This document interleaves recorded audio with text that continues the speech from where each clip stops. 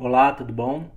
Meu nome é Daniel Cerqueira, sou pedagogo, educador e vim aqui conversar com vocês hoje, professores e professoras, sobre as dificuldades que nós temos de trabalhar o nosso conteúdo em sala de aula.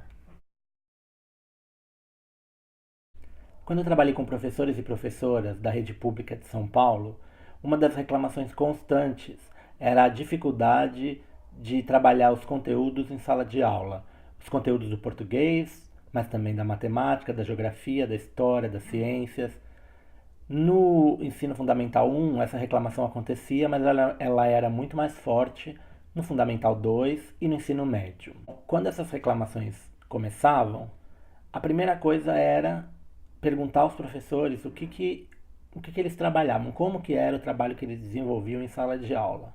Porque é muito importante, quando a gente está trabalhando a formação permanente do professorado, trabalhar com a realidade do professor e da professora. O que eles fazem, o que eles querem fazer.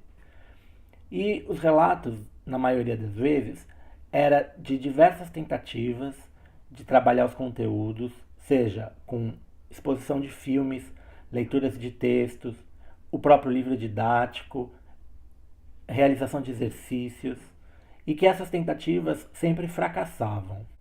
Bom, paralelamente, eu realizei durante alguns anos um trabalho de arte educador numa organização não governamental.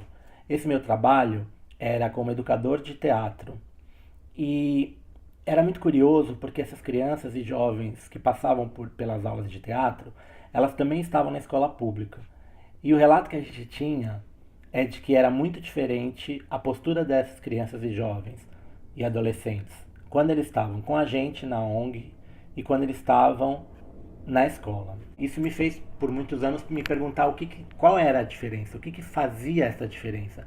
Por que aqueles alunos que na escola, aqueles estudantes que na escola não têm interesse em aprender os conteúdos, chegavam na ONG e participavam.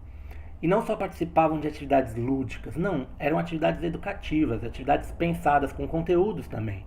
A gente tinha diversos conteúdos, planejamento, objetivo que a gente desenvolvia durante o ano para o trabalho cognitivo com essas crianças, adolescentes e jovens, e esses conteúdos eram alcançados.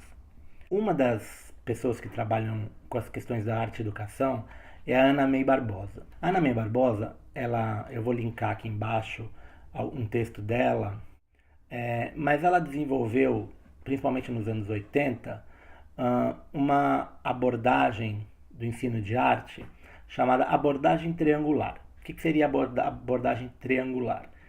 Ela parte de um tripé, que é a leitura da imagem, a contextualização, num sentido amplo, não é só no sentido histórico, e a prática artística. Afinal, ela trabalhava com a arte e educação, não só em espaços da educação não tradicional, mas também com professores das escolas públicas.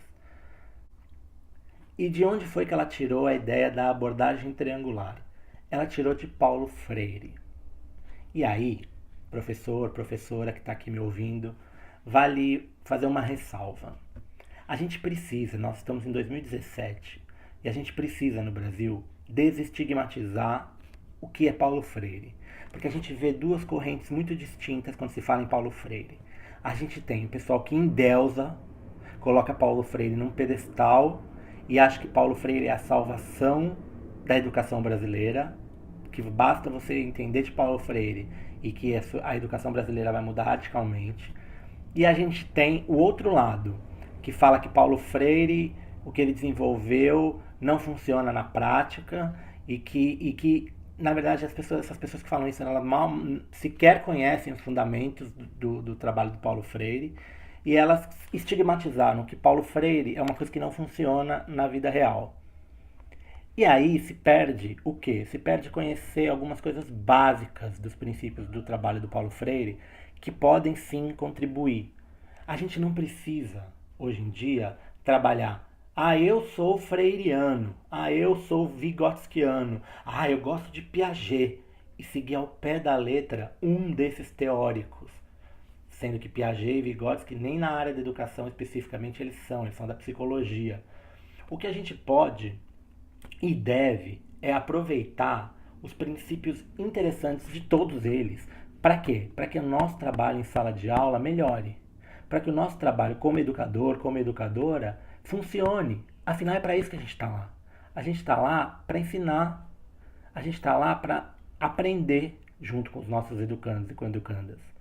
Então, quando a Anna May traz a questão da abordagem triangular, ela traz essas ideias dos conceitos de Paulo Freire, que é a questão da leitura do mundo a partir da leitura da palavra, a partir de uma contextualização e a partir da prática. E é aí, professor, professora, que eu queria chamar a atenção aonde que os princípios da arte-educação e os princípios da arte podem e devem contribuir para o seu trabalho na matemática, para o seu trabalho nas ciências, na geografia, que é a questão da prática. A gente aprende muito mais quando a gente usa o corpo, quando a gente está em ação. Ora, isso não é simples. A prática não é fazer exercício, não é responder questões, isso não é a prática.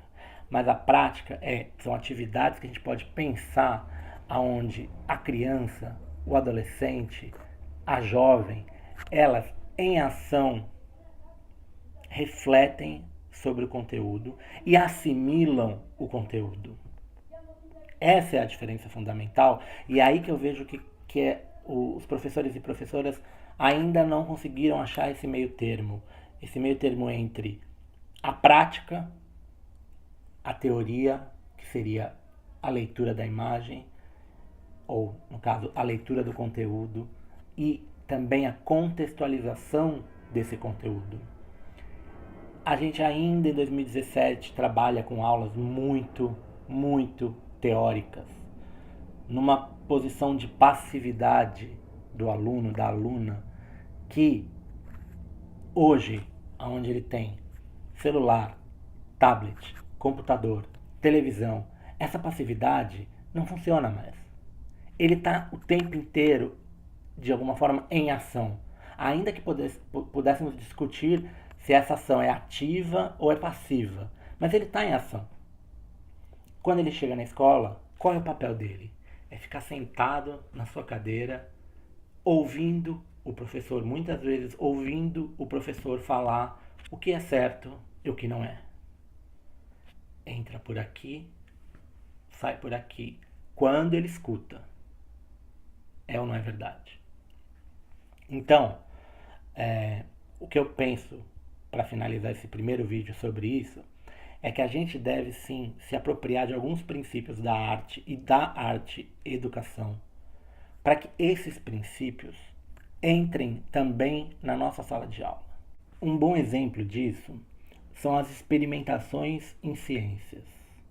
Existem diversos estudos, e não só estudos, desenvolvimento de práticas, que eu vou linkar também aqui embaixo, na descrição desse vídeo, que propõem a experimentação em ciências para o ensino, onde a criança ela não fica sentada ouvindo sobre os princípios da ciência, mas ela faz trabalhos científicos práticos para que, ao se deparar com os problemas da experimentação, ela se coloque em questionamento junto com o professor e o professor orienta o conhecimento dela a respeito daquele tema dentro da ação prática. Mas isso não é só nas ciências. Isso pode ser feito na matemática, isso pode ser feito na história. O nosso ensino hoje, em sala de aula, ainda é muito teórico. Eu sei que preparar esse tipo de aula dá trabalho. Mas, ao mesmo tempo, pense no seguinte: durante anos você desenvolveu uma prática de ensino, de dar a sua aula, que você foi aperfeiçoando. A primeira vez que você deu um conteúdo, com certeza você deu com menos riqueza de detalhes do que você dá hoje o mesmo conteúdo. É ou não é? Por quê? Porque você foi desenvolvendo uma maneira de ensinar. você pode desenvolver uma nova maneira de ensinar ao longo dos próximos anos. Eu não estou falando para você mudar radicalmente a sua aula e agora você ter que passar a dar todas as aulas com ações práticas. Você não vai conseguir fazer isso agora. Não que você não é capaz, mas porque não há tempo de preparo para isso. O cotidiano não permite, mas você pode sim fazer uma experiência no primeiro bimestre, a outra no segundo bimestre, no terceiro já fazer 2 experiências, e assim você vai também criando um repertório de atividades. E daqui 2, 3 anos, você vai ter um material de aula onde pode acreditar, os seus alunos e alunas vão se interessar muito mais pelo conteúdo da sua área. Se você gostou dessa ideia, tente, vem aqui no vídeo, faz um comentário, diga-se como é que foi, o que deu certo, o que não deu. A gente pode dialogar, a gente pode conversar sobre essa sua tentativa. Se você não gostou, também comente por que você não gostou. Acho que a gente pode também conversar sobre isso. Curte o vídeo, se inscreve no canal. A gente se vê no próximo. Tchau, tchau.